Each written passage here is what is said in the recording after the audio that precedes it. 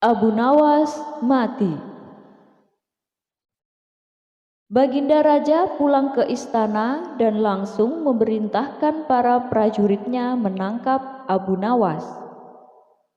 Tetapi Abu Nawas telah hilang entah kemana, karena ia tahu sedang diburu para prajurit kerajaan.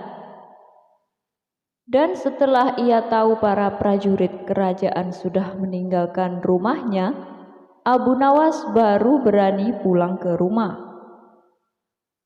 "Suamiku, para prajurit kerajaan tadi pagi mencarimu." "Ya, istriku, ini urusan gawat. Aku baru saja menjual Sultan Harun ar-Rasyid menjadi budak." "Apa? Raja kujadikan budak? Kenapa kau lakukan itu, suamiku?"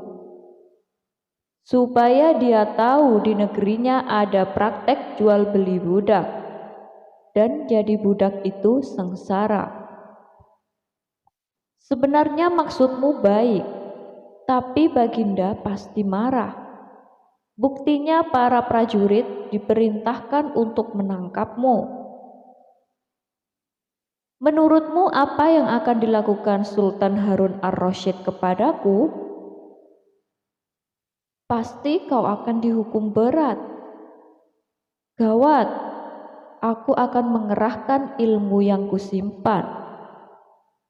Abu Nawas masuk ke dalam. Ia mengambil air wudhu, lalu mendirikan sholat 2 rakaat. Lalu berpesan kepada istrinya apa yang harus dikatakan bila Baginda datang. Tidak berapa lama kemudian, tetangga Abu Nawas geger karena istri Abu Nawas menjerit-jerit.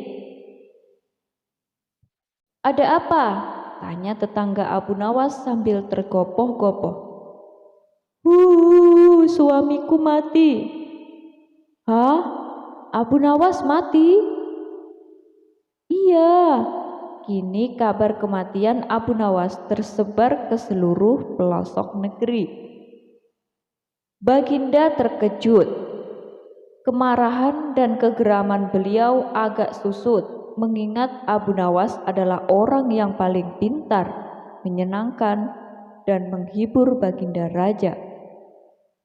Baginda Raja beserta beberapa pengawal beserta seorang tabib istana segera menuju rumah Abu Nawas.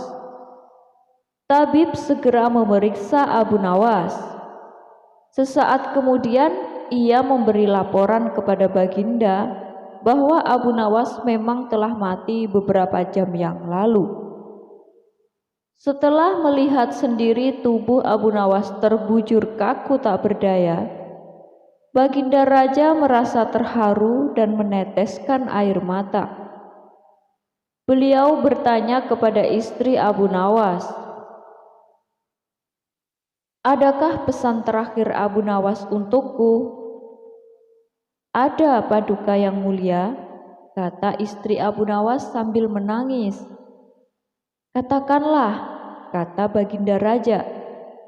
"Suami hamba Abu Nawas memohon sudilah kiranya Baginda Raja mengampuni semua kesalahannya dunia akhirat di depan rakyat," kata istri Abu Nawas terkata-kata.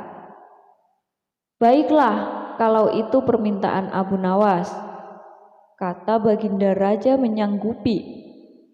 Jenazah Abu Nawas diusung di atas keranda. Kemudian Baginda Raja mengumpulkan rakyatnya di tanah lapang. Beliau berkata, "Wahai rakyatku, dengarkanlah bahwa hari ini aku, Sultan Harun ar-Rasyid, telah memaafkan segala kesalahan Abu Nawas yang telah diperbuat terhadap diriku dari dunia hingga akhirat. Dan kalianlah sebagai saksinya." Tiba-tiba dari dalam keranda yang terbungkus kain hijau terdengar suara keras, "Syukur!" Seketika pengusung jenazah ketakutan, apalagi melihat Abu Nawas bangkit berdiri seperti mayat hidup.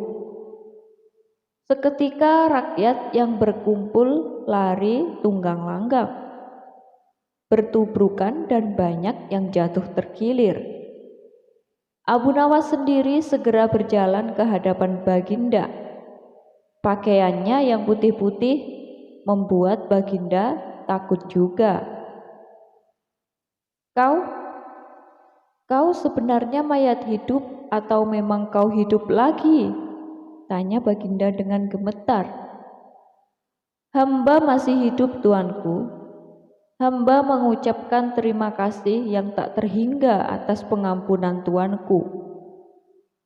Jadi kau masih hidup? Ya, Baginda, segar bugar. Buktinya kini hamba merasa lapar dan ingin segera pulang.